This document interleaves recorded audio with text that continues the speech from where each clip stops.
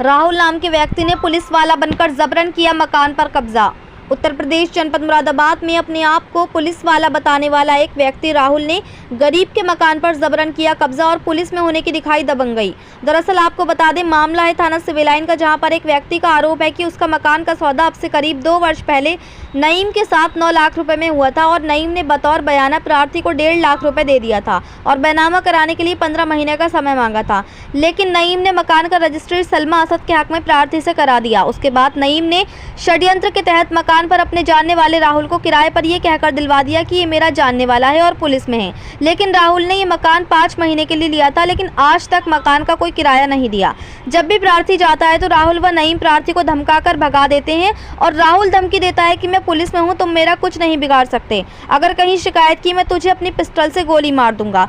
जबकि अब इसकी पोल भी खुल चुकी है और ये पुलिस में भी नहीं है और अब 15 महीने बीतने के बाद भी इन दोनों ने प्रार्थी के मकान का बैनामा नहीं कराया और जब भी प्रार्थी बैनामा कराने के लिए कहता है तो ये टाल देते हैं। प्रार्थी का आरोप है कि हरतला चौकी में भी हमें बार बार बुलाया गया और ये कहा गया है कि राहुल टाइम मांग रहा है, जबकि 5 महीने बीत चुके हैं, लेकिन तब भी ये मकान खाली करने को तैयार नहीं है और ना ही मकान का पैसा देने को तैयार है।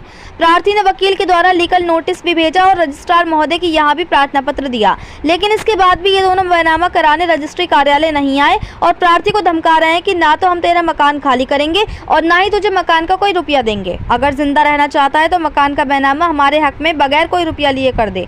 जिससे परेशान होकर प्रार्थी महिला आज एसएसपी महोदय के पास न्याय के लिए पहुंची। प्रार्थी महिला का कहना है कि वे इससे पहले भी एसएसपी महोदय को प्रार्थना पत्र दे चुकी है। प्रार्थी महिला का आरोप है कि राहुल और उसकी पत्नी दोनों इसी तरह से लोगों के साथ ठगी करते हैं। राहुल के ऊपर पहले से भी मुकदमे दर्ज हैं। मुरादाबाद से परवेज अंसारी की रिपोर्ट।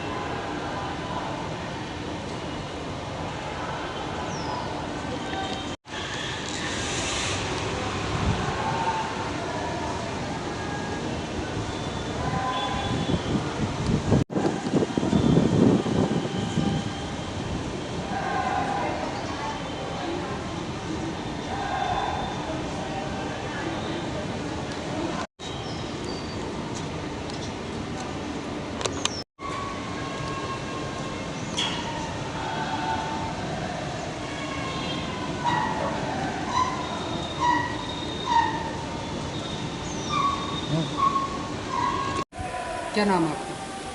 तमन्ना। तमन्ना, बताओ किससे मिलने के लिए आए?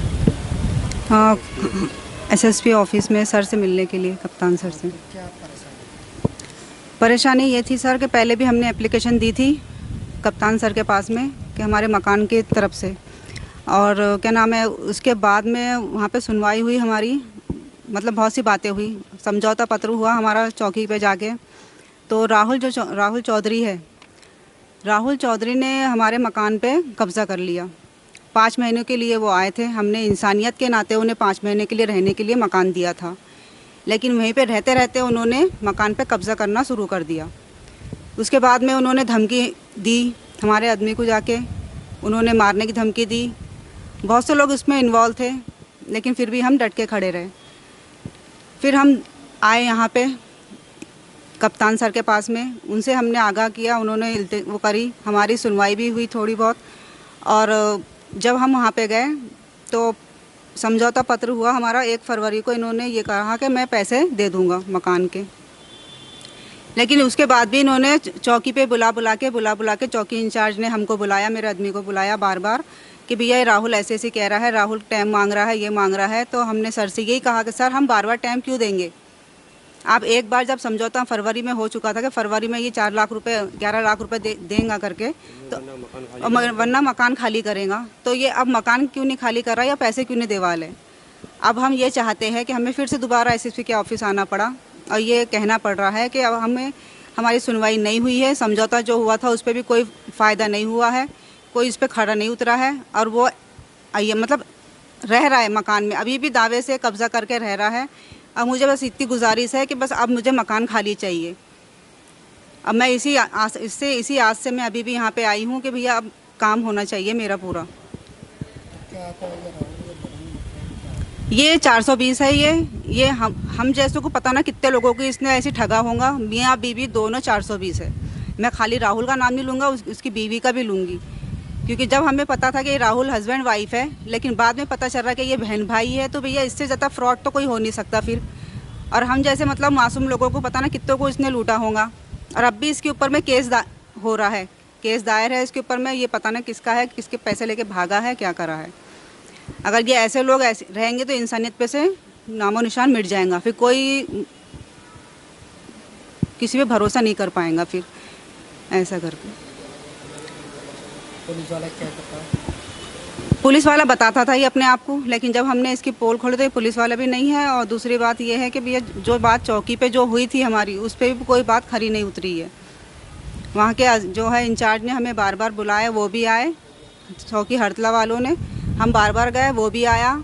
और क्या नाम है, कभी कभार वो नहीं आया, हम बराबर टाइम टू टाइम पहुँचे जब भी इंचार्ज ने हमें वहाँ पे चौकी हड़तला वालों ने हमें बुलाया है। तो लेकिन बात उनका वही था कि वो 4 दिन का टाइम मांग रहा है, हफ्ते भर का टाइम मांग रहा है, महीने भर का टाइम मांग रहा है। ऐसा करते करते फरवरी को छोड़ के अब जून आ चुका है। और हमने सर से यही कहा था कि सर मुझे अब पैसा नहीं चाहिए, मुझे अपना मकान खाली चाहिए। हम किराए के मकान पर रह रहे हैं, तो भैया इससे बड़े बोलते ना बुद्धि भ्रष्ट लोग हमसे ज़्यादा कोई नहीं होगा मेरे हिसाब से।